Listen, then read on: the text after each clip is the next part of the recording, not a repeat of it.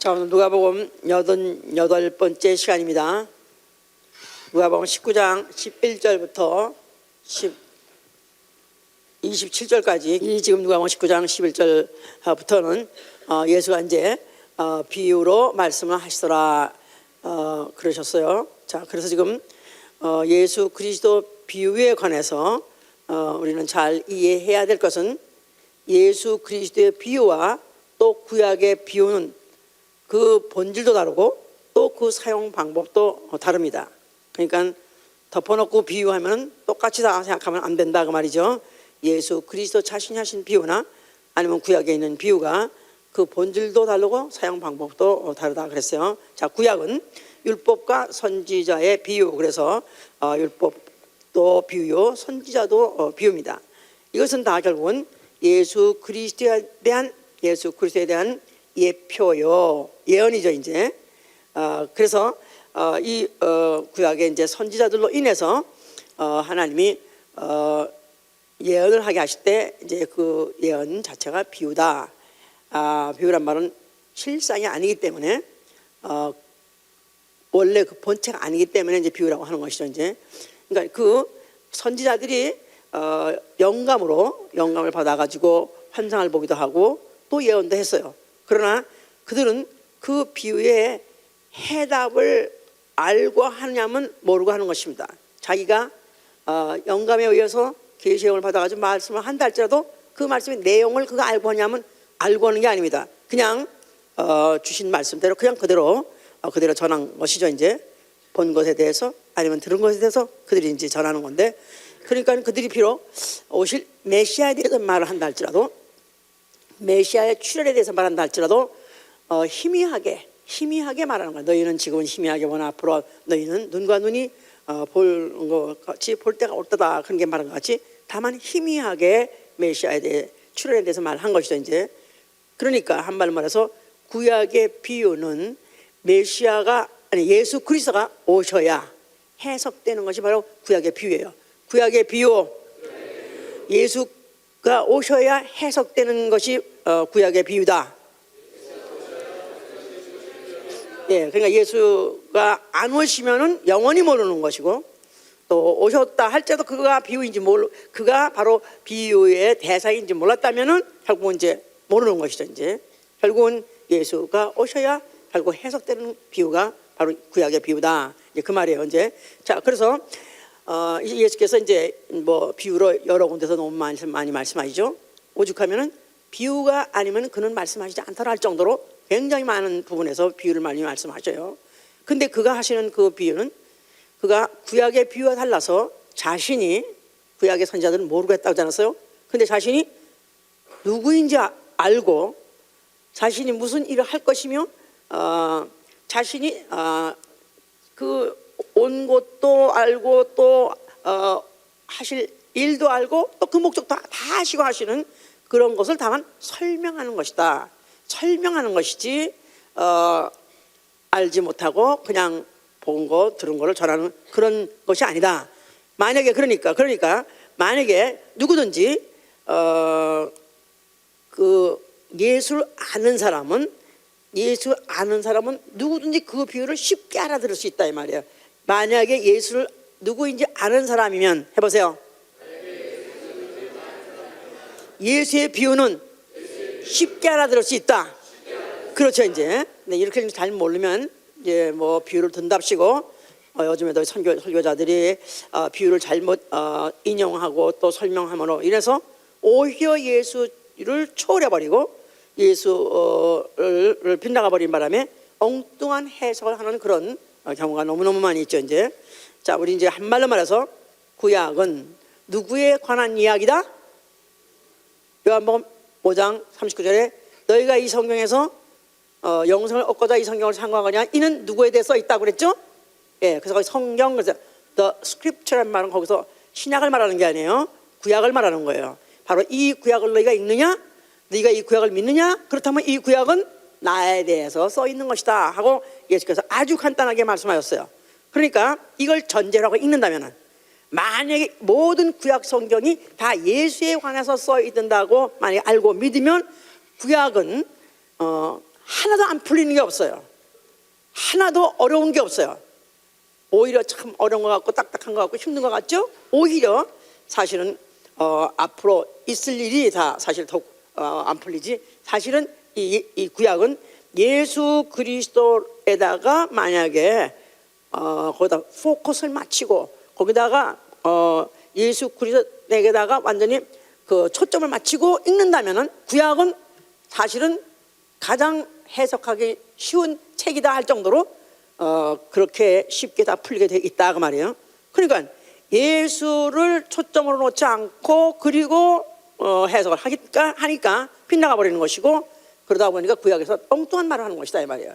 심지어는 다니엘에 보면은 굉장히 앞으로 미래에 있어질 일에 대해서 예언하는 것 같은, 계시하는 것 같은 그런 내용이 많죠. 그러니까 이제 그런 것들을 사실은 그조차도 다 누구에 대해서 말하는 것이냐면 예수에 대해서 말하는 것이다. 이렇게 한다면은 굳이 그거를 하나하나 막 풀 것도 없어. 그냥 무슨 뭐 갔으면 무슨 철갑을 둘렀는지 다리는 무슨 뭐 노트를 했지만 이게 다 예수구나. 그렇게 알으면 너무너무 간단하게 풀리는 얘기다 그 말이에요. 그렇지 않다 보니까 이제 종말론을 하는 사람들이 거의 다니엘서를 다 이제 들고 해석을 합니다. 이렇기 때문에 결국은 이제 빗나가 버릴 수밖에 없는 것이다 이 말이에요. 자, 그래서 이제 히브리서 1장 2절에 한번 보세요. 히브리서 1장 1절 2절. 옛적의 선지자들로 여러 부분과 여러 모양으로 우리 조상들에게 말씀하신 하나님이 이 모든 날 마지막에 아들로 우리에게 말씀하셨으니 그랬었죠. 옛적에, 그러니까 구약시대 때 선지자들로 여러 부분과 여러 모양으로 우리 조상에게 들에게 하나님이 말씀하신 하나님이 그랬었어요. 자, 그래서 구약은 이제 비유는 다 선지자들에 의해서 이제 했는데 구약을 여러 부분과 여러 모양으로 그랬었어요. 구약의 모든 사건이든지 무슨 인물이든지 다 여러 부분과 여러 모양 이런 것들로서 이제 있는 것들인 이것을 결국은 선지자들이 그들이 예언을 했다든가 무슨 환상을 봤다든가 했다 할지라도 이거는 전체를 설명하는 것은 아니다. 한 부분인 것이다 이 말이에요. 여러 부분 중에 한 부분인 것이다. 큰 그림 중에서 한 부분을 말하는 것이지 전체를 말한 선지자는 없다. 이렇게 말해보세요. 한번 얘기해보세요. 선지자 중에 전체를 말하는 선지자는 없다. 그러니까 부분만 말했다 그 말이에요. 그러니까 모자이크 타일이잖아요. 그런 모자이크 타일 보면은 요만한 타일들이 이제 각각 색깔을 갖고 있어요. 어떤 색깔은 무슨 푸른 색깔, 어떤 색깔은 또 붉은 색깔, 어떤 색깔은 뭐 노란 색깔, 어떤 색깔은 뭐 자색. 그래서 여러 가지 색깔들이 있는데 그걸 갖다가 하나 색깔 그 하나는 아무 의미가 없다 그 말이에요. 아무 뜻도 없다 그 말이에요. 아무 가치도 없다 이 말이에요. 그러나 그것이 모아졌을 때 그림이 나타나니 그게 바로 누구냐?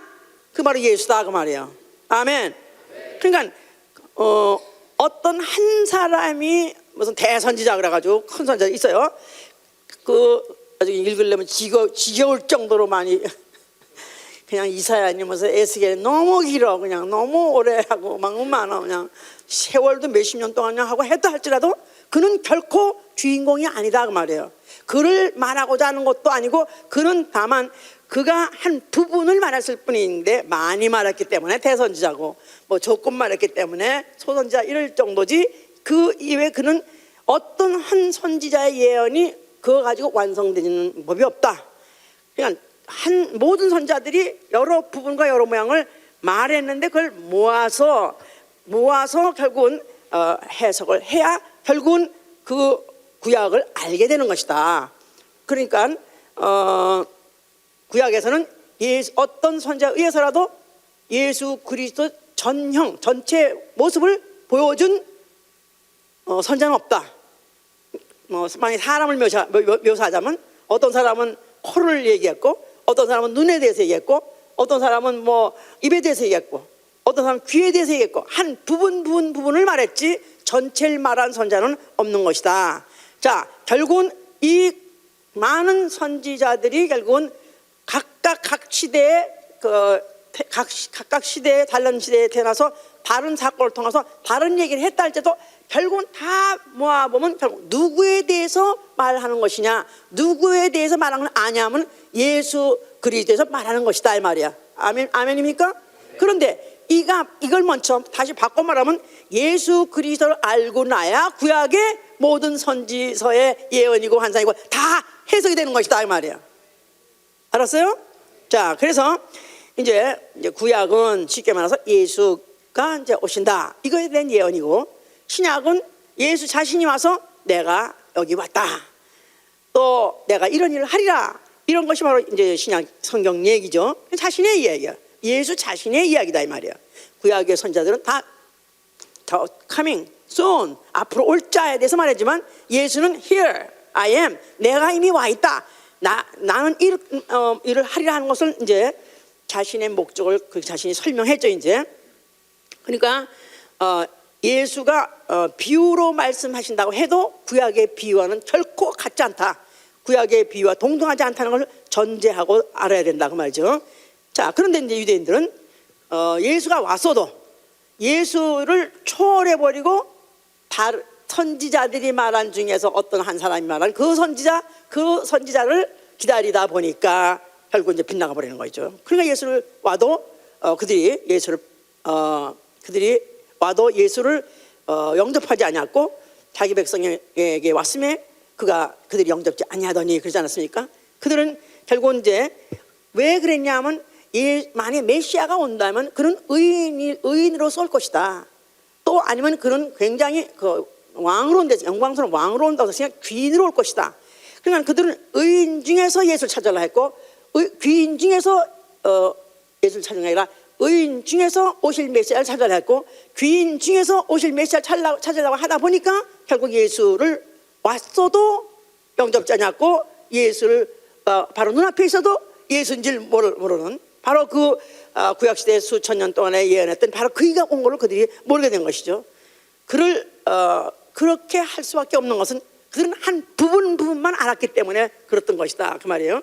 어떤 한 부분에 대해서 그들이 고집하고 주장한다 할지라도 그게 다 성경에 있는 거고 예수에 관한 얘기고, 어떤 B가 만약에 또 B라는 선자가 또 예언했으면 그 부분이 결국은 A와 B 선자의 그 예언이 서로 충돌된다 할지라도 결국 예수 그리스도 안에는 다 일치가 되는 것이고 합의가 되는 것이고, 그것이 이제 함께 동행하는 것이죠 이제. 자, 그러니까 그들은 예수를 그런 위인 중에서 찾거나 아니면 귀인 중에서 찾으려고, 그러니까 메시아가 오면 의인으로 올 것이고 또 귀인으로 올 것이다 이렇게 생각했기 때문에 결국은 예수 그리스도를 만날 수가 없었던 것은, 예수 그리스도는 오히려 세리와 함께하고 오히려 창녀와 함께하고 오히려 병인들과 하는 그 저주받은 자들과 함께 그들과 있었기 때문에 그들을 찾을 수 없고 만날 수가 없는 것이에요. 또 마지막에는 하다못해 예수가 죽되 십자가에서 달려서 죄인으로 죽었다고 하니까 그들이 머리를 다 흔들었다고 그래서 조금이라도 기대했었었는데 아니었구나, 털어버리자 그래가지고 예수를 한때 선망한 사람도 있었고 또 예수를 한때는 왕이 되라고 부추겼던 사람도 있었지만은 결국은 예수가 십자가에 죽는 그 결론을 보고 우리가 원했던 그는 아니구나 하고 그들이 머리를 흔들었다, 털어버렸다 그 말이에요 이제. 자, 그러니까 다시 한번 우리는 오늘날 다시 한번 더 확인해야 될 것은 구약 성경 39권은 다 누구에 관한 이야기다? 그렇죠, 다 예수 그리스도다. 그러니까 구약 성경, 물론 우리 성경책 읽으려면 너무너무 지겹고 정말 지루한 것 같은데, 그게 다 예수에 관한 얘기다 하면 굳이 이런 건 무슨 말이죠 하고 혹시 물어보더라도 걱정하지 마세요. 아니 아니라 이거 하나만 딱 한 구절만 가지고 해석하라면 또 뿅 돌아가가지고 이상한 거 찾아가지고 또 목사도 골탕민이라고 또 물어보는 사람도 있다고. 다 결국은 이거는 예수에 관한 이야기입니다. 이렇게 이제 만약에 우리가 이제 대답하신다면 명답이다 그 말이에요 이제. 자, 그래서 이제 그러니까 다시 말해서 예수 그리스도를 제쳐놓고 성경을 맞게 해석할 수가 없다 그 말이에요. 그렇죠? 예, 예수 그리스도를 제쳐놓고 구약 성경을 맞게 해석할 수가 없다. 예, 그러니까 이제 어디까지나 예수가 중심이요, 그 외에 어떤 사건들이 있다 할지라도 이건 다 엑스트라 예수를 조명하는 빛이다 이 말이에요. 조명, 이런 조명등 있잖아요. 여러 가지. 구약 시대 때 아무리 휘황찬란한 인물이 있었다 할지라도, 아니 휘황찬란한 사건이 있다 할지라도 결국은 것에 심취돼서 머물러 있으면 안 된다 이 말이에요.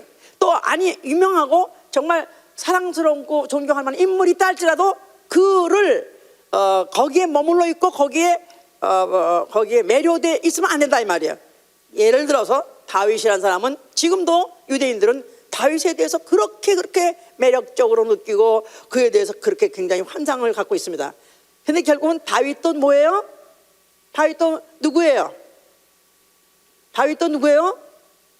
하나의 선지자라고 해요. 선지자. 우리는 생각할 때 꼭 있잖아요. 무슨 예언서 쓴 사람만 선지자라고 하는데 아니요. 히브리서 2장 보세요. 아니요. 사도행전 2장 보세요. 사도행전 2장 29절 보세요. 2장 29절부터 31절까지. 자, 사도행전 2장 29절. 형제들아, 내가 조상 다윗에 대하여 담대히 말할 수 있노니 다윗이 죽어 장사되어 그 묘가 오늘까지 우리들 중에 있도다.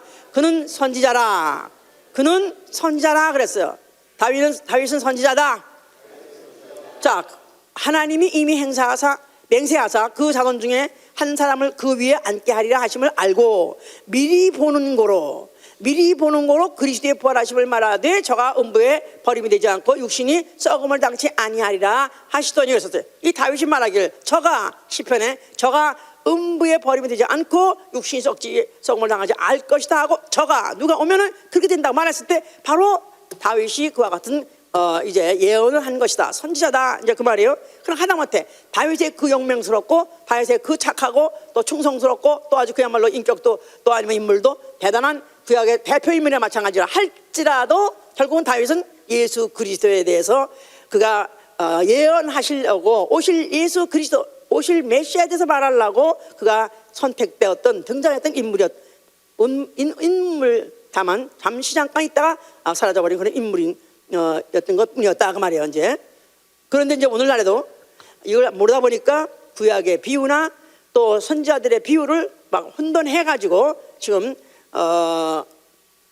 아주 이제 엄청난 오류에 빠지는 그런 경우가 너무 많이 있는데, 현 설교자들의 그 비유라는 것은 다만 어떻게든지 하나님을 잘 이해할 수 있도록 이해를 돕는다고 하면서 이제 설교를 하다 보니까 쉽게 한다 하니까 현 시대에 맞게 설명한다 그렇게 생각하면 쉽다고 생각하는 거예요. 현 시대에 맞게 요새 현재 사람들이 알아들을 수 있게 예를 말해도 쉽게 해야 되고 내용을 갖다가 아주 그렇게 해석을 해가지고 이렇게 하는 것이 바로 가장 잘 설명해 준다고 생각하기 때문에 결국은 그러다 보니까 예수를 빗나가고 예수 그리스도의 하신 말씀에 대해서 전혀 딴 말을 하는 그런 엉뚱한 그런 짓들을 하는 것들이 너무나 많이 있죠. 그래서 말은 잘하고 참 설명은 잘한 것 같고 아니면 뭐 기가 막히게 웅변도 잘하고 또 구사력도 좋고 한다 할지라도 그런 설교는 영혼을 살릴 수 없다 이 말이에요. 그런 말은 사람 영혼을 살릴 수 없다 이 말이에요. 말은 영혼을 살릴 수 없다. 예수만이 영혼을 살릴 수 있다. 그렇죠. 예수 자체가 생명이요, 예수의 말씀이 생명이기 때문에 그런 것이죠. 이제 자, 그래서 예수 그리스도의 비유가 이 비유는 지금 하나님 예수 자신이 비유할 때 거기 지금 아까 누가복음 19장에도 그가 비유로 말씀하시다 하지 않았어요? 그럴 때 그는 하나님의 의도를 전제로 하고 그리고 자신을 알고 자신의 이야기를 이제 말씀한다 그랬었어요. 그러니까 결국은 모든 그 주변의 상황들, 주변의 모든 인물이든지 상황은 다 결국 예수 그리스도를 따라서 움직이는 것들이지 결국은 예수 그리스도와 관계 있는 것은 아니다. 그러니까 나무가 무성해서 굉장히 우람찹니다. 그럴지라도 건축자들은 가지 다 잘라버리고 기둥만 딱 쓰는 것 같이 성경에 무수한 사건이 있었고 무수한 인물들이 등장했다 할지라도 결국은 하나님이 보여주고 나타내 주려고 하는 오로지 이는 예수밖에 없다.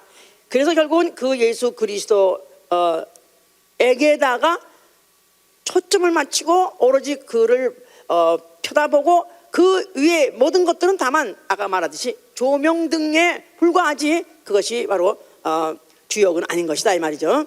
예, 뭐 결혼식에 많은 하객이 오고 또 뭐 굉장한 뭐 장치도 많이 꽃도 막 갖다 막 해놓고 뭐 아일도 뭐 흰 무슨 뭐 헝겊을 깔아놓고 아주 뻑적지근하게 해놨다 할지라도 이 모든 것들은 주인공이 아니다 이 말이야. 신부가 들어와서 신랑 입장하면 신랑이 들어오면 그건 대치시다 이 말이야. 다 하객들은 앞으로 이제 그냥 갈비탕 한 공 먹고 가야 되는 거야 그냥. 갈비탕 한 그릇의 영광. 그 정도 조명 받고 그냥 사라지는 자들이지. 갈비탕 얘기 어쩌게 다 좋아하지. 예, 맞아 우리 교회 갈비탕 유명하니까. 예, 곧 먹을 날도 또 가까우기도 하고 말이야. 자, 이래서 결국 이제 앞으로 예수 그리스도께서 이제 마태복음 24장 30절에서 뭐랬냐면 인자가 구름을 타고 능력과 큰 영광을 가지고 오는 것을 너희가 보리라 그랬었어요. 그러니까 구름이고 무슨 능력이고 영광이고 다 결국은 무엇이냐면 천사예요. 천사. 굉장하죠. 장관이죠. 그럴지라도 그때 구름도 능력도 큰 영광도 그건 다만 예수를 보조하는 장치지. 그때 우리가 봐야 될 건 보라 누가 온다고요? 인자가 구름 타고 오시라. 할렐루야. 바로 예수 그리스도가 주인공이니까 오로지 예수 그리스도에 대해서 집중하고 예수의 말씀을 들어야 되는 것이다 그 말이에요. 아멘. 그래서 예수 그리스도가 비유하실 때 지금 자신의 미래에 대해서 설명하고 계신 거예요. 자신의 미래에 대해서 이제 앞으로 일어날 일에 대해서 그가 이런 말씀하시는 건데, 물론 현재 그 당시 납득할 수 있는 환경과 수준에 맞춰서 설명한 것이다 그 말이죠. 왜냐하면 벌써 이절로부터 2000년 전 얘기예요. 2000년 전 얘기인데 그때 그 사람들 시대에 맞는 단어를 쓰신 것이고 그 지식의 수준에다가 말씀한 것이지, 오늘날 2000년 후에 오늘날 것을 미리 비유로 해서 설명하신 것이 아니고 그 당시에 사람들이 알아들을 수 있는 수준에서 환경을 가지고 그렇게 이제 설명을 하신 것이다 그 말이죠. 그러면서 이제 그의 앞으로 있을 일에 대해서 신변에 대해서 말씀하신 거죠. 예수가 자기가 자신이 죽을 것과 그 다음에 그가 부활하실 것과 또 그가 살아나셔가지고 하늘로 올라가시는 승천하실 것과 또 하늘의 보좌에 앉아서 왕으로 다스리다가 그가 때가 되면 다시 오리라 하는 그에 대해서 이제 말씀을 했어요. 딜런, what are you doing? 딜런, 자는 거야?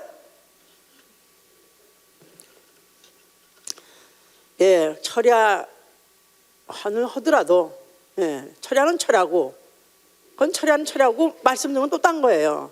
예, 난 철야했기 때문에 자도 된다 그러면 안 돼. 예. 자, 그러니까 예수가 말씀하신 중에서 비유로 했다. 예수가 말씀하신 중에서 내 살을 받아 먹어라, 내 피를 받아 마셔라, 이거를 구약같이 비유로 생각하면 안 된다 이 말이에요. 그건 사실을 말하는 거예요. 그러니까 이런 것은 이제 설교자가 그 근원에 대해서 잘 알고 설명을 해줘야 되지, 이 자체를 갖다 그냥 알아도 좋고 몰라도 좋은 예를 들어서 하는 그런 얘기로 생각하면 안 되는 것이다 이 말이에요. 그러니까 이제 이런 걸 몰라서 잘 몰라가지고 내 살 받아 먹어라, 내 피를 받아 마셔라 그랬더니 이것을 그래 너희 그 먹으면 생명이 있다 그러니까 어떤 이제 아프리카에 식인종 그 종족의 전도를 하러 간 선교사가 전도를 해서 성공을 했어요. 그래서 이제 내 피를 받아 먹으셔라, 내 살을 받아 먹어라 그러고 이제 설명을 했더니 그러지 않아도 우리는 그걸 먹는다고.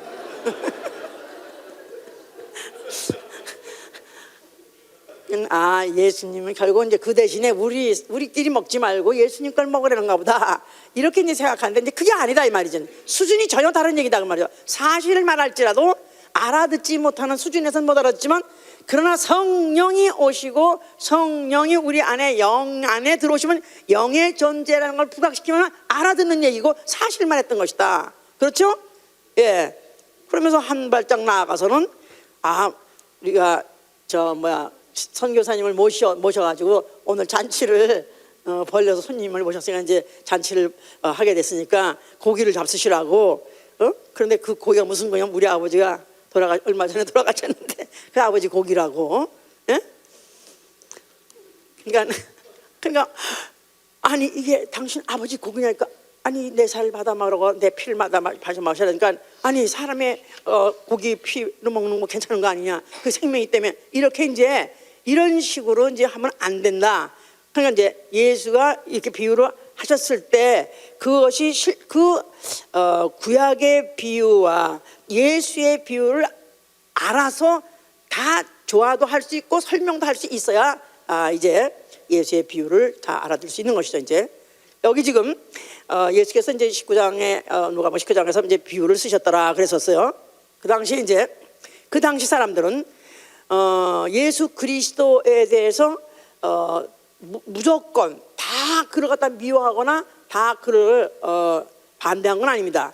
그의 이적을 보고 또 나아가서는 그의 인품도 보고 그래서 어쩌면 이가 바로 예루살렘을 구속할 이가 아니냐 하고 누가복음 24장 21절에 예수에 대한 상당한 기대가 있었어요. 그렇기 때문에 그에게 이제 임금이 되라 여기까지도 한 것이 장난으로 한 게 아니라 실제로 그들은 메시아가 온다고 했었고 또 그 메시아가 바로 이가 바로 예수인가 하고 해서 그들이 이제 그런 청원도 했던 것이죠. 이제 이스라엘이 왜 그렇게 그들이 메시아에 관심이 많느냐 하면은 메시아라는 건 기름 부은 왕이죠. 기름 부음을 받은 왕. 자, 그러니까 이스라엘의 총 관심은 메시아예요.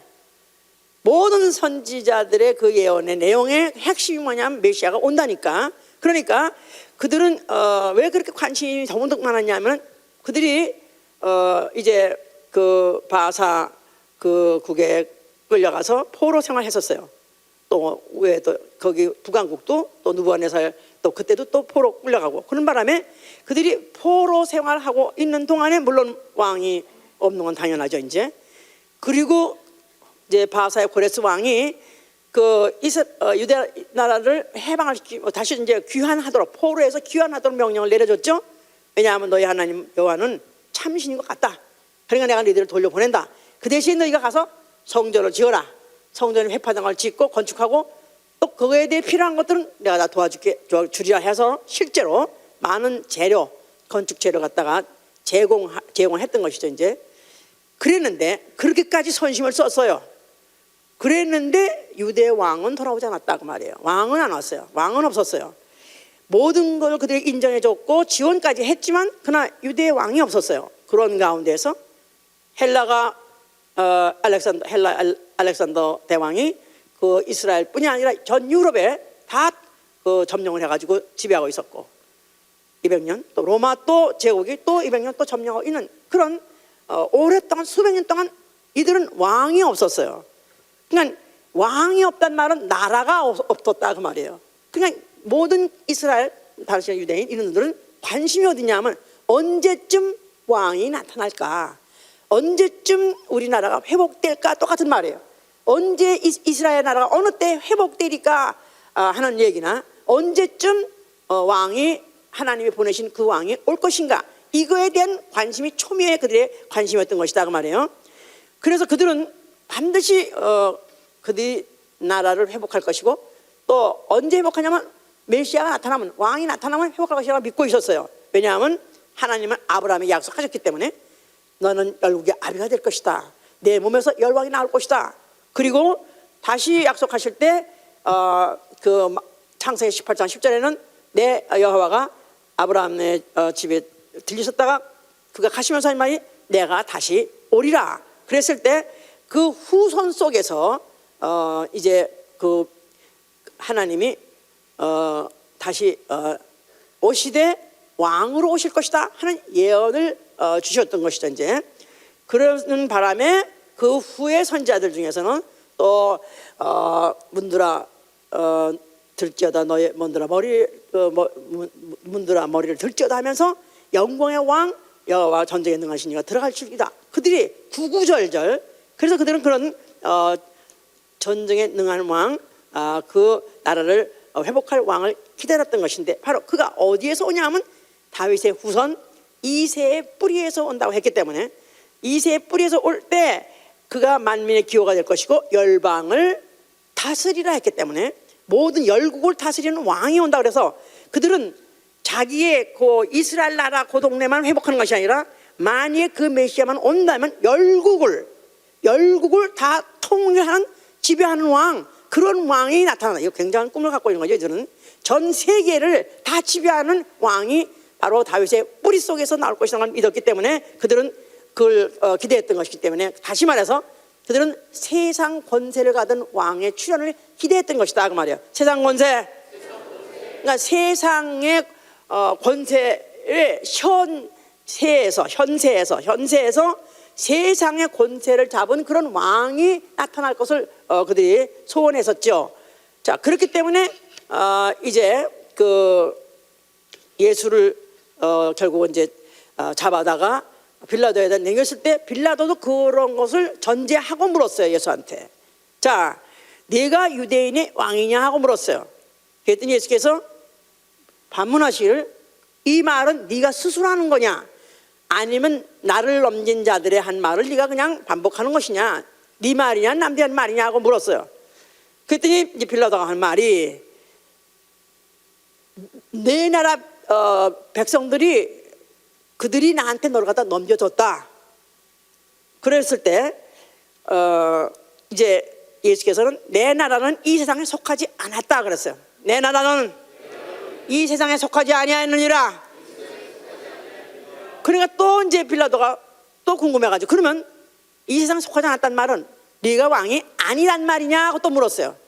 그럼 네가 왕이 아니란 말이냐 물었더니 예수께 대답을 말하면 내 말이 내가 말하노니 내가 바로 왕이다. 내가 왕이다.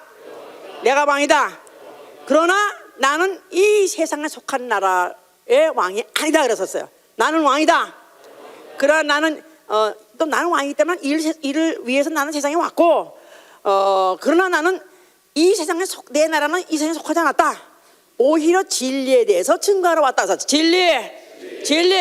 자, 그러니까 예수 그리스도는 스스로 유대인의 왕은 아니나 나는 왕이라고 썼어요. 나는 왕이다.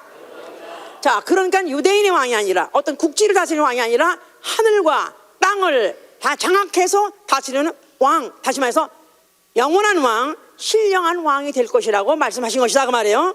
근데 그 나라는 내가 진리를 증거하러 왔다 했을 때 진리로 세우고 진리로 다스리는 나라다 그 말이에요. 진리로 세우고 진리로 다스리는 나라.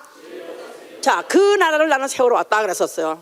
그러니까 이 빌라도는 도무지 알 듯하다가 모르 듯하다가 아이고 골 아파 그래가지고 그냥 하여튼 니들 마음대로 하여튼 잡아먹든지 끓여먹든지 데려가라 그래가지고 결국 이제 예수를 남겨줬다 이 말이에요.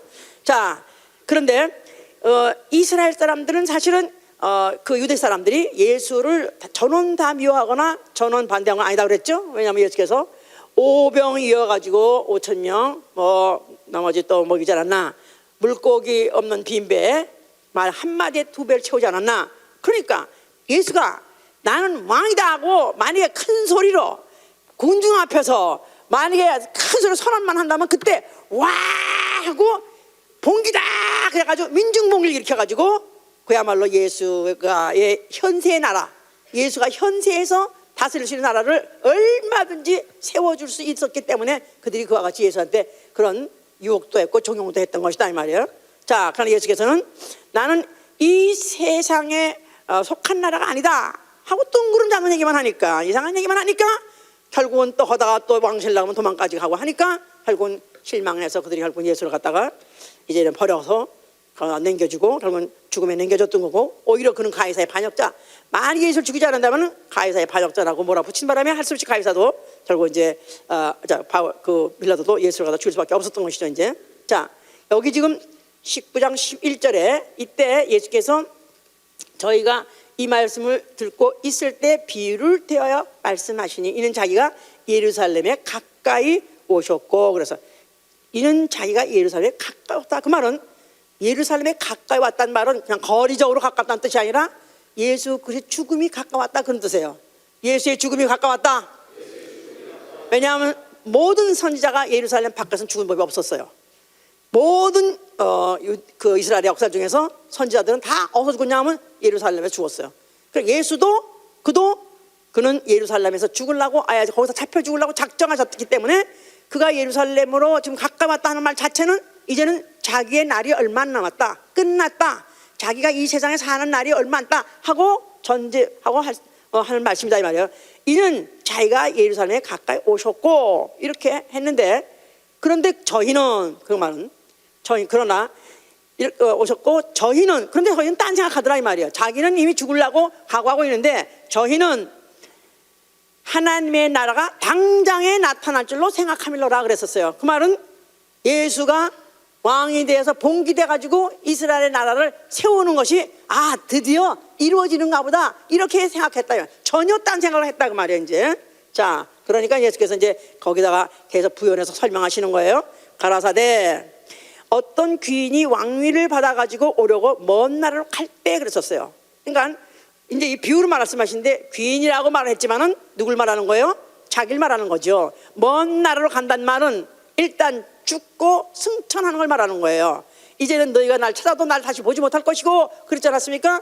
자, 그래서 이제 예수는 이제 그 말 속에서 이미 자기의 죽음을 내포해서 말했던 것이고, 그 다음에 그가 하늘로 멀리 하늘로 가실 얘기를 하신 거예요. 이제 그런데 가가지고 이제 오려고 먼 나라 갈 때란 말은 아주 가는 게 아니라 다시 돌아오려고 가시는 것이다 이 말이에요. 근데 왜 그가 돌아오려고 가시느냐 하면은 그가 아버지한테 가서 그 왕됨에 대해서 인정받고 보좌에 앉았다가 그리고 왕권을 가지고 다시 오신다 그 말이에요. 예? 옛날에 조선 시대 때 조선이 이제 그 청나라에 지배를 받고 있었을 때, 그래서 그들이 왕자를 갖다 책봉하잖아. 왕이 되려면 미리 청나라에 가서 거기 청나라 황제에게 인정을 받아야, 그래야 와서 책봉이 되고 왕으로 등극을 했어요. 또 로마 시대도 마찬가지예요. 헤롯이라는 사람도 그 아들이 다 헤롯의 아들이 또 그 로마 그 유대 섭정 지역에 왕이 될 때도 그걸 갖다가 먼저 로마에 보내서 거기에서 나아가서 교육까지 받게 하고 그래가지고 책봉받아가지고 나중에 왕이 됐어요. 그러니까 그것이 아마 다 성서에 있는 식으로 하는 것 같아. 자, 그래서 예수 그리스도께서는 분명히 돌아오기까지란 말은 그가 승천해서 왕권을 누리다가 거기서 보좌에서 누리다가 그가 왕권을 가지고 다시 오신다는 그런 뜻입니다. 자, 반드시 그가 이제 예수께서 돌아오신답니다. 아멘 하세요. 자, 올 때는 뭘로 오신다고요?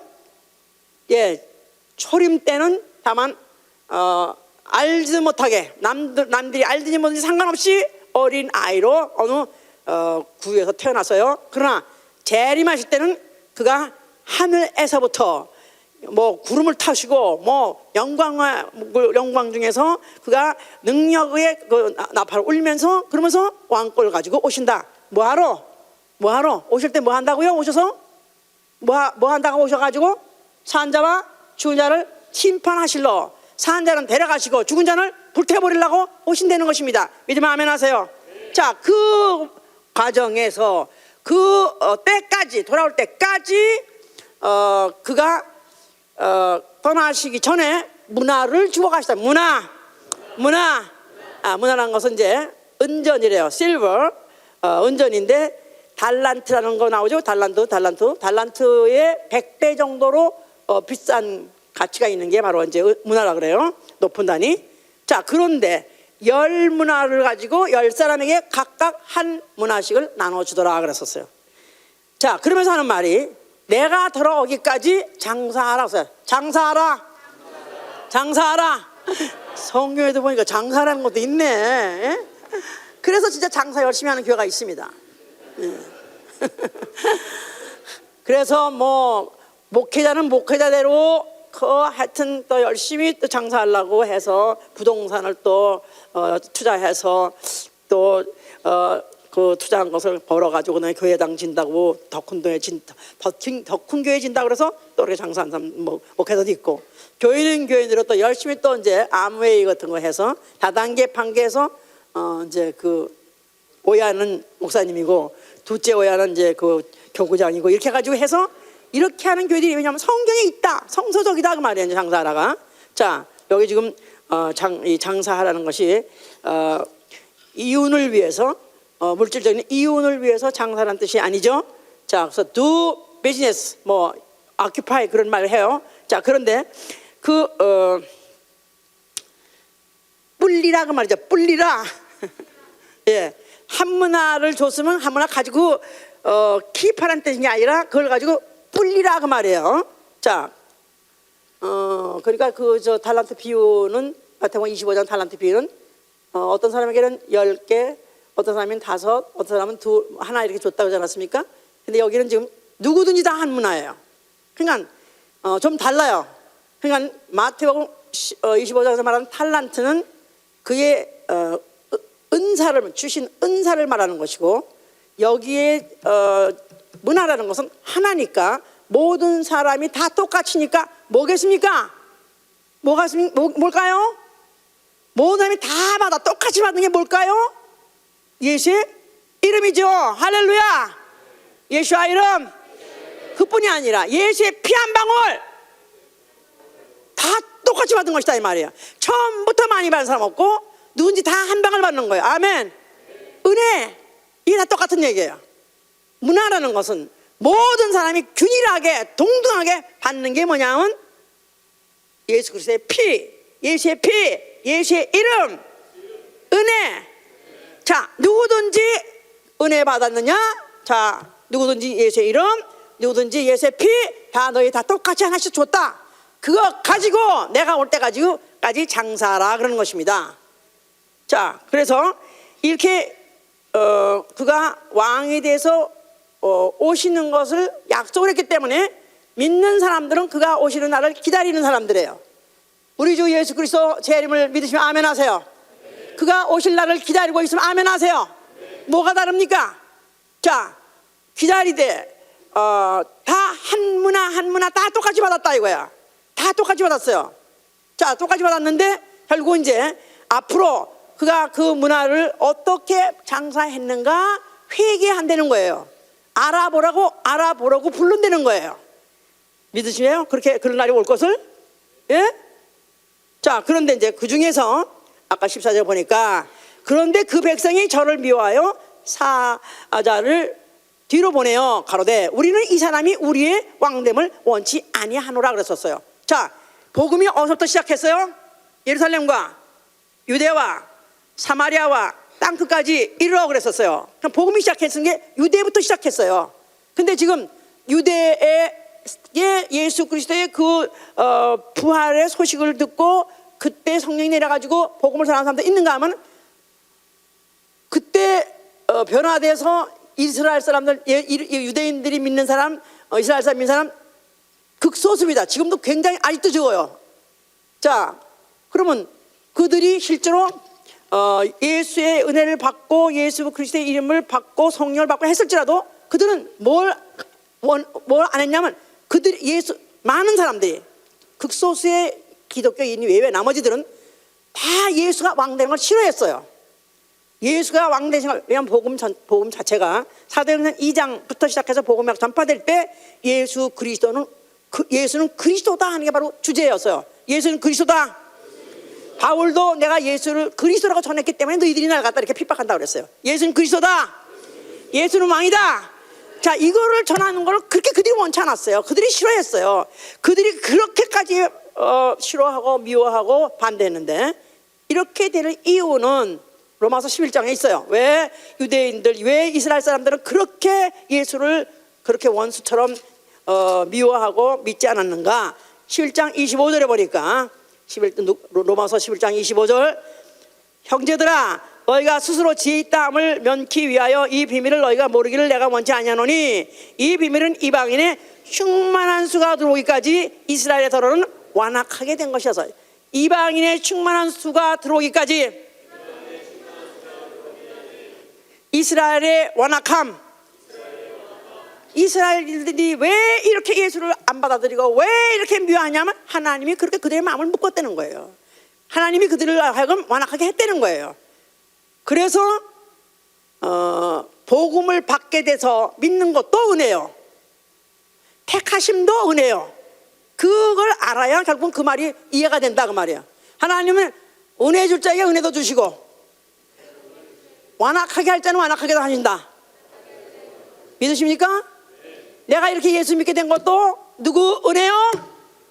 예수 하나님의 은혜예요. 하나님, 내가 옥토가 돼서가 아니라 하나님이 나를 보실 때 옥토라고도 인정하셨지만 아예 하나님이 믿음을 주자고 작정했기 때문에 믿음이 우리에게 들어온 것이다 이 말이에요. 아멘입니까? 그러니까 믿음조차도 선물이다 그 말이에요. 아멘. 할렐루야. 믿음조차 보석이다 이 말이에요. 자, 그래서 이렇게 이스라엘 사람들이 완악하게 되었던 것이 바로 예수가 왕되는 걸 반대했던 것이다. 그들이 왜 완악했냐면 예수가 왕되는 걸 반대했기 때문에. 자, 그런데 아까 지금 19장에 또 15절에 보니까 15절에 귀인이 왕위를 받아가지고 돌아와 은준 종들의 각각 어떻게 장사한 것을 알고자 하여 저희를 불렀다 그랬었어요. 자, 그러니까 그가 다시 오셔서 하시는 일이 계산한다 이 말이에요. 계산, 그가 주신 것에 대해서 반드시 계산하신다. 자, 예수의 피의 은혜 공짜야 아니요? 은혜랑 공짜 아니에요. 선물 아니에요. 그죠? 선물은 값을 요구하지 않는 게 선물이다 이 말이에요.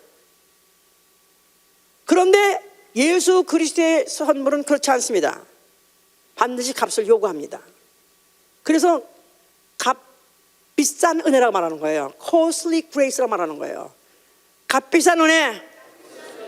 그러니까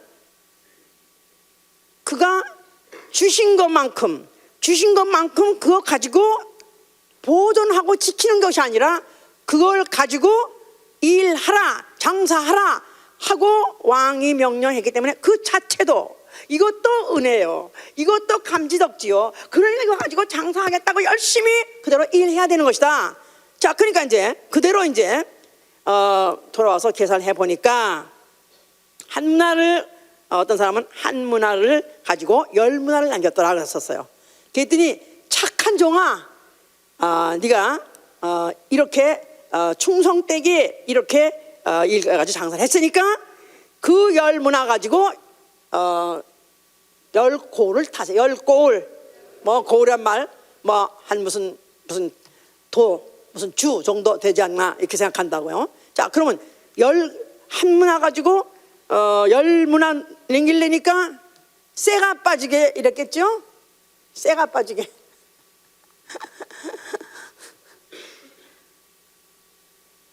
장사하시는 분들 몇 배 남기세요? 유성수 주사 몇 배 남기세요?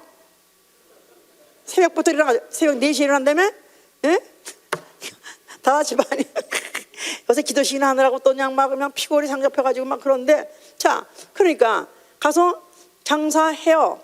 그래서 뭐 얼마나 깨끗하게 얼마나 열심히 막 쓸것 닦고 하여튼 했겠어요. 그런데 몇 배 남깁니까? 10배?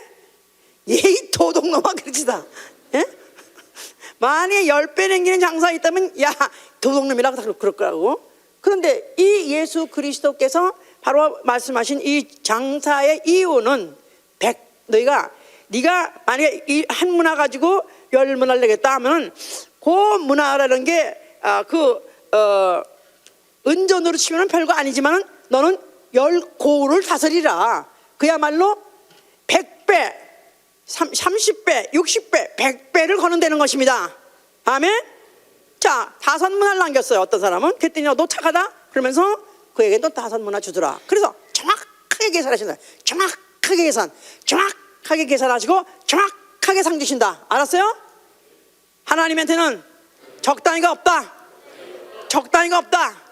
사실 적당이라는 말 자체가 그 적분이라는 적자하고 똑같기 때문에 굉장히 아주 섬세하고 자세하단 말인데 우리나라에서 이상하게 오해가 된 게 적당하면 대충대충이야. 이렇게 대충대충 이렇게 일로 오해가 되는데 사실은 적당말 그 자체는 그 자체가 정확해야 되는 거예요. 하나님의 계산, 예수 그리스도 다시 오셔서 계산할 때는 정확하다. 정확하다. 심는 대로 걷는다. 정확하다. 자, 그래서 이제 그 20장에서 보니까 그런데 그래서 정확하게 한 문화를 남기니까 또 한 문, 열 문화를 남기면 10골, 5문화 남기면 5골 정확하게 다 계산해서 보상했다 이 말이에요.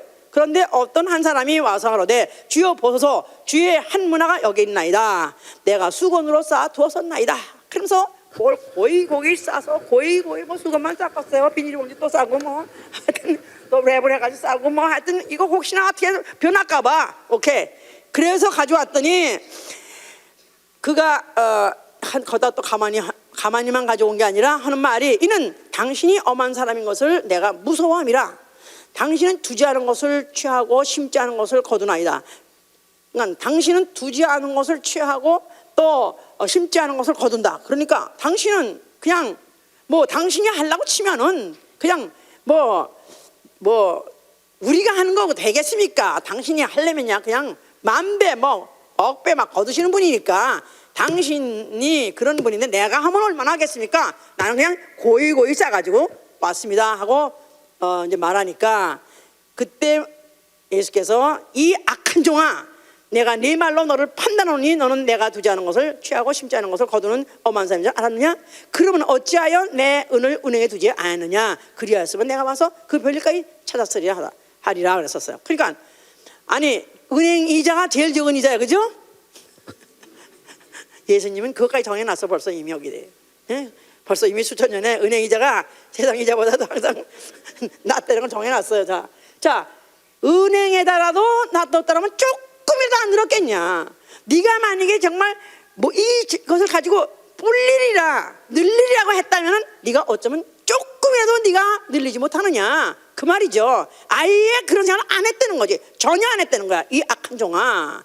자, 하는 말이 자, 저가 갖고 있는 열문화 한 문화를 뺏어가지고 저 열문화 남긴 저 사람한테 줘라 했어요. 그랬더니 아니 이미 저 사람 10개 있는데 왜 또 주세요? 그랬더니 무릇 없는 자는 빼앗기고 있는 자는 있는 자. 무릇 그 있는 것 무릇 있는 자는 받겠고 없는 자는 있는 것도 빼앗기라 써서 빈익빈 부익부라는 거 있어요. 빈익빈 부익부.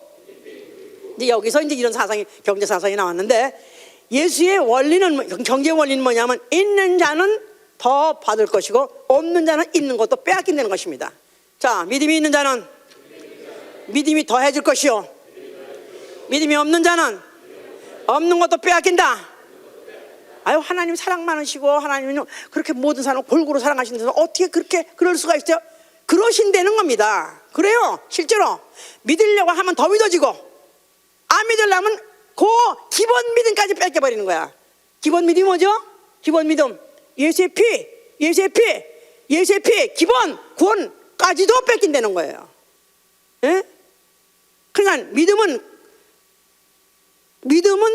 그 믿음 자체를 보존하려고 하면은 뺏기게 돼 있다 이 말이에요. 믿음은 가지고 움직여야 되는 것이다 이 말이에요. 알았어요? 믿음을 보존하려면 뺏긴다. 믿음은 가지고 움직이는 것이다. 장사하라. 믿음은 가지고 역사하라 그 말이에요. 아멘.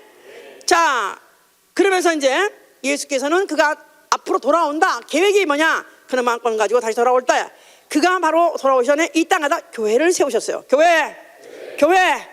자, 그래서 교회에는 바로 누구든지 교회에 있는 모든 성도는 누구든지 예수의 피를 다 한 방울씩 받은 사람이요 또 예수의 이름을 받은 사람이고 또 다 동일한 그런 은혜를 다 받는 사람들이죠. 이제 자, 이런 사람들에게 이렇게 이제 그들에게 다 일하도록 또 움직이도록 울리도록 하라 했기 때문에 교회는 교회대로 성장하려고 노력해야 되는 것이고 개인은 개인대로 영적 성장하려고 노력해야 되는 것이다 이 말이야. 아멘. 아유 나야 뭐 그냥 뭐 내 자리만 지키면 그것도 물론 자리 지켜주는 것도 고맙습니다. 예? 그러나 자리만 지켜주려면 그 자리도 뺏겨요. 내가 자꾸 내 세력을 넓히려고 해야 돼요. 아멘. 구역은 구역대로, 구역은 구역대로 팀이 돼가지고 한 팀이 돼가지고 구역에서 같이 나가서 전도한 뭐 나이 먹고 또 늙고 또 그다음에 뭐 자동차 운전도 못하고 이런 사람들이 나가서 전도한다 힘들어. 그렇다고 해서 가만히 있으면 안 된다 이 말이에요. 그 팀 중에서 구역 중에서 나가서 전도하는 사람 전도하고 또 전도하는 사람 데려오면 밥 해주고 애 또 있는 사람 또 끌고 오면 또 애 업어주고 그러면서 같이 팀워크가 돼서 각 분야는 일이 다를지라도 구역 차차 부흥해야 된다 이 말이에요. 아멘. 구역이 내가 그때 한번 재직기 때 한 얘기가 있었는데 어느 구역은 그냥 퓨너럴 홈, 파이널 홈 같이 퓨너럴 홈, 파이널 홈, 퓨너럴 홈 알죠? 그냥 그 구역원이 몇 년 동안 들어가지도 않고 나가지도 않고 세임 구역원이 있었어요. 그래서 내가 이렇게 퓨너럴 홈, 파이널 홈 같이 되면 안 된다 그랬는데 아니게 깨져버렸어요. 응? 하간에 그러니까 하여튼 물론 전 교회가 다 공격조, 전 구역이 다 공격조가 아닐지라도 군대도 공격조도 있고 수비조도 있던데 각각 일이 다르더라도 목적은 뭐냐면 성장하는 것이다 이 말이에요. 아멘. 할렐루야. 그러니까 내가 만약에 몇 년째 그대로 그 사람이 있다 문제가 있어. 반드시 터지게 돼 있어. 이거는 예수의 말씀대로 되면 그렇게 되게 돼 있다 이 말이야. 반드시 움직여야 되고 반드시 뿌리려고 노력해야 돼. 아멘.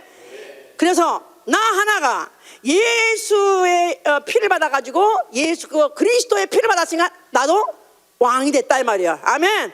예? 보좌와 보좌들 그냥 보좌와 보좌들. 그냥 그리스도 보좌가 중심에 있으면 옆에 보좌들이 있는 것 같이 나도 앞으로 보좌에 앉을 왕의 형상이 이루어져야 된다 이 말이야. 왕의 형상.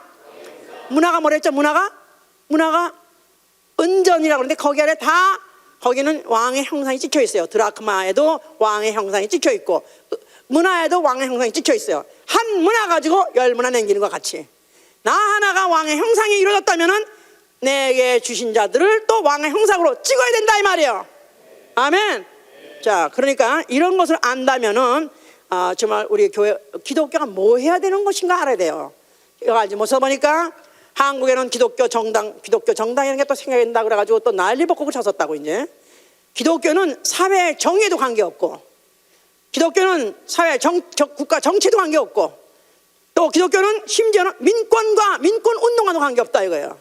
자칫해서는 마틴 루터가 그가 목사라는데 무슨 민권 운동했기 때문에 그가 기독교인으로서 아주 상당히 모범적인 어떤 희생을 했는가 생각하는데 아니요. 그는 그리스도의 나라와는 전혀 관계없는 일을 한 것이다 이 말이에요. 자, 그리스도의 나라 해보세요. 그리스도의 나라, 하나님의 나라, 신령한 나라, 세상에 속하지 않은 나라. 그렇죠. 그리스도가 왕되는 나라다 이 말이에요. 그리스도가 왕되는 나라. 아멘. 자, 과연 그리스도가 왕되는 원하시면 아멘 하세요. 과연 예수가 그리스도로서 다스리는 그 나라의 백성 된 것을 내가 환영하고 기뻐하시면 아멘 하세요. 그렇다면은 그의 나라의 확장을 위해서 일하라 그 말이에요. 그 나라. 그래서 그 나라 그 의를 구하라. 너희가 먼저 무엇을 먹을까 무엇을 마실까 염려하지 말고 그 나라 의를 구하라. 너희가 무엇을 먹을까 마실까 걱정하지 말고 그 나라 일하면 하나님 먹여준다는 것입니다. 아멘. 예. 누가 거룩한 성에 들어가냐 하니까 왕들이 자기 영광을 가지고 들어간다고 그랬어요. 예루살렘 성에 들어간 자는 첫째 부활에 들어간 자들이에요. 첫째 부활 예루살렘 성. 그들이 왕들이 들어가는 거예요. 면류관을 쓰고 들어가는 거예요. 일을 하고 고를 다스리려고 들어가는 것이다 그 말이에요. 아멘. 자, 우리 뭐 뒤에 DSL 무디라는 사람이 있죠. 시카고의 구두 가게 점원하던 유명한 복음주의자 그 목사가 있는데 그는 학교 교육을 거의 받지 않았대요. 그런데 하여튼 그가 구두방의 주인인데 그 구두방에 뭐 하루에 10사람이 와서 여기 부스가 있냐고 물어보더래요. 근데 자기네 그 구두방에는 부스가 없으니까 없다는 거 손님이 다 돌아가더라 이거야. 자기가 생각할 때 아니 왜 온 손님을 그냥 보내나? 그래서 그럼 부스를 사다가 놓으면 되지. 그래서 그 주인한테 얘기해가지고 부스를 사다가 갖다 놨대요.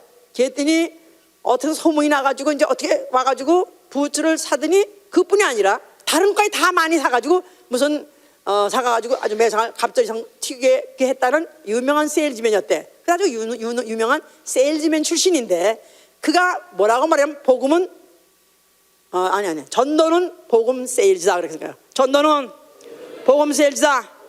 그러니까 그가 생각할 때 아니 왜 부스를 찾는데 왜 우리는 부스를 줄 것이 없나? 아니 영혼들은 이렇게 메말라 있고 영혼들은 죽고 있는데 왜 우리는 줄 게 없나? 그래서 성경을 그렇게 열심히 읽었대요. 학교 욕은 별로 받은 적 없는데 성경을 그렇게 열심히 읽다가 예수에 관해서 예수의 말을 그렇게 해주니까 그때 막 전도 부흥이 유명한 부흥 그런 역사가 막 일어났다고 그래요. 자, 나는 복음 세일즈맨이다. 그러니까 그 한문화 가지고 내가 남길라 하고 성장시키고 발전시키려고 하다 보니까 그와 같이 유명한 그런 예화가도 나왔던 것이다. 뭐 요한 웨슬리라는 사람은 세계는 나의 교구다. 그러니까 자기에게 국경 없는 선교사, 자기에게는 모든 세계가 다 자기의 그 영토다. 어디든지 자기는 반드시 가서 누구에게든지 복음 전하겠다는 그런 일을 하고 그런 바람에 말을 타고 다니면서 이렇게 종횡무진 다니면서 전도했답니다. 그래서 말이 가다가 쓰러졌대요. 그러니까 또 말한테 안수해가면서 그래서 이렇게 해가지고 또 그래서 복음을 이렇게 전했다. 그래요 이제. 자, 이런 사람들 특출하게 이렇게 이런 복음 운동한 사람들은 다 그들이 가만히 있지 않고 뭔가는 확장하겠다, 부흥시켰다 하기 때문에 그렇게 된 것이다 이 말이에요. 자, 이렇게 해야 될 이유는 다시 한번 19장 끝을 보셔야 돼요. 27절에 보니까 그리고 나의 왕됨을 원치 아니한 저 원수들을 이리로 끌어다가 내 앞에 죽이라 하셨느라 그랬었어요. 자, 나의 왕됨을 원치 않는 자 누굴 말합니까? 주의 나라 확장하는 것을 원치 않는 사람, 주의 나라 확장에 무관심한 자, 반대하는 자. 옛날에 지금 처음에 교회를 개척을 해가지고 이제 막 사람들이 모이기 시작했는데 그때는 뭐 한 100여 명밖에 없었어요. 그런데 어느 교회에 무슨 뭐 다니다가 하여튼 온 사람인데 지네 식구가 30명인데 30명이 관련된 사람은 안 그래 뭐 말이 해왔어요. 그러면서 하는 말이 나한테 저 교인은 300 이상 원치 말라. 300이면 된다. 그 다음에 주매상 10,000불이면 된다. 지네 가게 같이 헌금이 한 주에 10,000불이면 되고 교인은 300명이면 that's 더 이상 원하지 말고 골치 아프다고. 그것만 하면 그거 가지고 된다고 그랬는데 이건 완전 지네 가게 하는 식으로 무한도전이에요. 무한도전. 자, 주의 나라 확장하는 사람은 무한 도전하는 것이다 이 말이에요. 자, 이것을 원치 않는다를 나의 원수라고까지 말했어요. 그러니까 예수님이 하신 말씀 중에서 가장 무서운 말씀이 여기 있는 거예요. 예수님이 말씀하신 중에서 가장 격한 말씀. 어떻게 이렇게 격한 말씀을 할 수 있을까? 어떻게 센 말씀을 이렇게 할 수 있을까? 한 바로 구절이 바로 이 구절이다 이 말이야. 나의 왕됨을 원치 않는 자는 그걸 갖다 원수라는 거예요. 원수. 저를 이끌어내서 내 앞에서 죽이라 그랬어요. 죽이라 그랬어. 예수 그리스도 나라의 확장에 무관심한 자, 예수 그 나라 확장에서 노력하지 않는 자, 그에도 열매를 내가 맺지 못하는 자는 그 앞에서 죽인다는 거예요. 죽인다는 말은 어떻게 되는가? 구원 받는 되는 건가 못 받는 겁니까? 이거 오늘 하루 설교만 또 듣고 말라고 하고 그래. 다 설교만 듣고 오늘 그냥 1시간 떼려고 그래. 저는 여러분들보다 똑똑하지가 못해서 계산이 없어요. 난 계산이 없는 사람이에요. 이렇게 말하면 해석을 하고 그냥 이거는 듣고 이거는 못하고 할 수 없는 그런 게 아니라 무조건 해야 된다고 생각했어요. 나는. 그래서 제가 처음에 우리 이제 본교회 처음에 등록했을 때 반포 강남에 도무지 그 교회 교인이라고는 나하고 새로 들어간 우리 친구하고 그다음에 두 사람이 선교관에서 만난 사람 4사람밖에 없었어요. 그런데 반포에 구역이 없는 거야. 그런데 아니 어떻게 이렇게 이 강남 지역에 구역도 없는, 아니 교가 이렇게 말씀이 좋은데 어떻게 이럴 수가 있냐, 아니 이렇게 은혜스러운 말씀 좀 듣고 어떻게 가만히 있냐, 그래가지고 제가 반포에 구역을 세우겠습니다 그랬어요. 근데 물론 잘난 척 하려고 구역 하려는 게 아니었어요. 왜냐하면 제가 거기 원래 장로교회의 한 구역이었었는데, 장로교회 강북에 있었는데 강남에 내가 이사 온 바람에 거기 구역이 생겼는데, 그때 막 하도 이단이라고 그러고 하도 그냥 내가 은혜 받은 걸 다 부인하고 하니까 너무 화가 나고 너무 분하고, 아니 이 그만큼 진리 갖다가 왜 이걸 갖다 이단이라고나, 그래가지고 내가 진짜 내가 가만히 있지 않겠다. 이제 내가 진짜 전도라고 한 번도 해본 적이 없는데 이제부터 내가 전도를 해서 어떻든지 내 이 구역을 내가 스스로 구역장이 돼가지고 내가 그러면 여기를 내가 어떻게 더 사람 많이 전도하겠다 그랬더니 목사님이 너무 좋아가지고 저녁 예배 때 발표를 했어요. 여기 지금 강성기 집사라는 사람이 우리 교회 자원구역장으로서 제1호가 나왔다고 막 그러더라고요. 나는 그런 내용도 모르고, 나는 뭐 그런 막 10년을 순 나이로 다녔기 때문에 무슨 자원이고 뭐 이런 거 다 몰라. 그냥 하여튼 너무 좋으니까 이 기간 말씀을 이걸 어떻게 안 전해, 이거 내가 이거 듣자마자 이렇게 깨달았고 이렇게 체험했고 이런 좋은 걸 왜 안 전하나, 그래가지고 전해가 해가지고 그 다음에 그렇게 해서 내기 시작해서 제가 3년 8개월 만에 교회에서 선교사를 받을 때 그 강남 반포와 여의도 그까지 합해서 100가구가 됐습니다. 그냥 하여튼 그냥 그야말로 종횡무진, 내 나름대로 말 타고 다니는 건 아니지만 하여튼 택시 타고 버스 타고 뭐 남의 준차 타고 막 달리라 해가지고 매일 눈 뜨면 어딜 가나 누구한테 전화나, 그래서 달리라고 아주 삼천리에 가면서 해방된 영막 챙하면서 그렇게 달렸었는데, 그래가지고 결국은 교구가 생겼죠. 그뿐이 아니라 그때까지도 여성구역만 있었어요. 여성구역만 있어가지고 여성들만 낮에 구역 예배를 봤었어요. 그런데 남성이랑은 아예 모이지 않고 구역도 없었어요. 근데 제가 아니 왜 여기 남자들은 또 밤에 직장 끝나면 왜 안 모이냐 그랬더니 해보래 넓어로, 그래가지고 제가 이제 우리 반포에 관계되는 사람부터 시작해가지고 남성 그까지 이제 남성 부부까지 오라고 그래가지고 부부를 다 만났어요. 그래가지고 이제 부부들 이제 뭐 모임돼서 그러니까 남자가 왔으니까 남성구역, 그러다가 보니까 전 교회가 다 남성구역이 생겨버려서 나중에 가만히 생각하니까 하여튼 어쨌든 간에 지금 세계에서 뭐 몇째 간다는 그런 큰 교회가 결국은 됐는데, 바로 거기까지 가기에 바로 1980년부터 84년까지 그때 강성기라는 사람이 하나 있음으로 인해서 그 교회가 세계적으로 클 수 있는 한 큰 콘크리트 판을 기소를 덮었다고 그렇게 말해요. 목사님 표현에 이거는. 그래서 그 이후에 결국은 사람들이 들어온 것들이 더 결국 이제 그 교회를 키우겠다 하는데, 자 이런 목사 밑에서 이런 교인들이 나와야 되지 않겠어요? 안 그래요? 나는 여러분들이 왜 가만히 있는가 모르겠어. 물론 우리 교회가 충성하고 열심히 순종하는 건 좋습니다. 그런데 기껏해봐야 자기네 구역 모임, 부서 모임 이거 하면 안 거라. 아니요, 미친놈이 나와야 돼요. 그냥 더 비즈니스 하면은 그것밖에 몰라야 돼. 만약에 나에게 만약에 어떤 기회가 있다면은 만약에 정말 나에게 5분만 있대도 나는 예수에 대해서 말하겠습니다. 나에게 만약 10분만 준대도 나는 예수에 대해서 말하겠습니다. 어떤 사람을 내가 붙여주면 나는 이 사람 기필코 하나님의 형상, 바로 문화, 그 하나님의 형상 예수 그리스도의 형상을 찍어야 된다 이 말이에요. 아멘. 우리 기본 순종하는 분들이 오늘 밤에 왔어요. 기본 순종으로 만족하지 마시고 두 비즈니스 남기세요. 나 같은 사람을 또 만들라 이 말이에요. 알았어요? 최소한도 나 같은 사람을 몇 사람만 만들어야 돼요? 최소한도 여기 보니까 5사람까지 나왔으니까, 네? 5사람이나 만들어야 돼요. 그러면 그래도 5골 권세 준댔으니까. 자, 내 평생 나 같은 사람 5명 못 만들어요? 죽어! 차라리 죽어버려. 진짜입니다. 아니 예수께서 내 앞에 죽이랬잖아. 내가 죽였어 언제?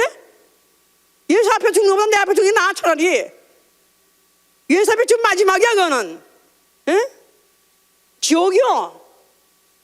우리가 지금 안일하게, 물론 우리 교회 이만큼 사실 그 금요기도 때 이만큼 모이는 것도 참 이적이죠. 왜냐하면 주일날은 막 그냥 몇천 명 왔다가도 이런 저녁 예배는 조금밖에 안 오고 뭐 휴일이고 이런 데만 막 파킹이 텅텅 비고 그럽니다. 그런 것은 그건 생각할 필요 없다 이거야. 기본 믿음 이건 상이 없어요. 기본 믿음 하나 가지고 하나 킵하는 건 상이 없어요. 오히려 내가 왕 되는 걸 원치 않는 걸로 쳐준다 이 말이에요. 많이 못 남기면은 내가 왕 되는 걸 원치 않는다라고 매도해버린다 이 말이에요.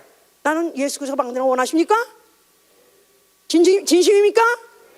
두 비즈니스 남기세요. 아멘.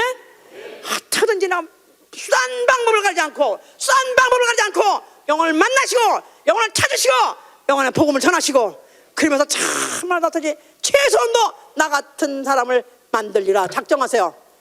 저도 제가 이제 한참 막 아카데미 공부를 하고 있는데 남편은 막 오라고 난리치고 막 그러는데 어떻게 하면 좋냐고 목사한테 얘기했더니 그래요. 강집사 같은 사람을 하나 만들어 가라고. 강집사 같은 사람 하나 만들어 가라고. 근데 가끔 보니까 나 같은 사람도 없어. 내가 보니까 나 같은 사람 하나 만들어도 없는 거야. 그래서 어떤 일 만들어 보려고 하여튼 가르쳐보고 막 했습니다.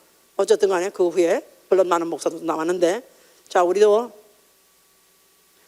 예수 그리스도의 이 비유 이거는 구약의 비유가 아니라 예수의 비유는 자기가 할 일을 그대로 말한 것이기 때문에 삭감이 없어요. 아멘.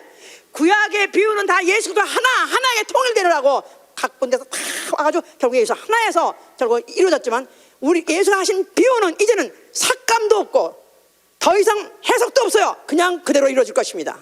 아멘. 그렇다면은 이제부터 우리는 정말로 우리 뭔가는 달라져야 돼요. 정말 우리 뭔가는 새로운 도전을 해야 돼요. 아멘. 이제부터 나는 그냥 가만히 안 있으리라. 아니 하다못해 누룩은 자꾸만 그 가루 하나라도 가만히 아니지 않습니까? 보글보글 사방을 다 변화시키지 않겠습니까? 내가 한 덩이의 누룩만 된다 할지라도 내가 주위 사람을 변화시키는데 어떻게 해서 내 주위 사람이 그대로입니까? 내가 사는 아파트 옆집에 가만히 있으면 안 되는 거죠. 에? 정말 내가 있는 직장 있는 사람 가만히 내버리면 안 되는 거죠. 하여튼 내가 뭔가 해보려고 작정하셔야 된다 이 말이에요. 아멘. 아니 내가 비록 열매를 못 맺는다 할지라도 내 눈에 보이는 열매 안 열지라도 나는 가만히 있으면 안 된다 이 말이에요. 그래서 정말로 우리가 정말 주님 오시기 전에 주님 와서 계산하자 하기 전에 우리가 뭐 미리 다 장사해서 남기는 여러분 되시길 위해서 축원합니다. 아멘. 할렐루야. 그냥 부담만스러운 얘기만 하는 겁니까? 예? 그냥 교회 오면은 그냥 마음 편안히 아니 위로해주고 잘한다 그리고 아주 이렇게 좀 좋게 마음 이렇게 위로만 해주고 가면 얼마나 좋습니까? 근데 성경에 그렇게 되지 않잖아요. 그렇게 되지 않잖아요. 가면 갈수록 예수님의 그 공세가 갈수록 점점 강도를 높여가고 있잖아요. 우리도 그가 강도를 악셀레터 올릴 때마다 같이 올라가야 돼요. 아멘. 그래서 우리 2014년은 우리는 이전보다도 더 향상하고 더 충만하고 더 성장하는 해가 되시길 예수님으로 축원합니다. 앉읍시다. 자, 나는 분명히 예수의 보혈, 그 보혈로 사신받은 나는 보석 같은 영혼입니다. 나 자신은 포기할 수 없는, 나 자신을 포기할 수 없는 귀한 영혼이에요. 나는 이 보석 같은 내 영혼 버릴 수 없습니다. 나는 이 보석 같은 영혼에서 살아야 됩니다. 나 같은 영혼 또 나올 수 있게 해 주시옵소서. 자, 이 시간에 정말 오늘 주신 말씀을 통해서 나는 이미 은혜도 받았고 나는 이미 예수의 이름도 받았고 성령도 받았고 나는 이미 모든 사람이 받는 기본적인 건 나는 다 받았기 때문에 핑계할 게 없어요. 주여 나로 하여금 더욱더 이제 열심히 내게 하여 주시옵소서. 예수와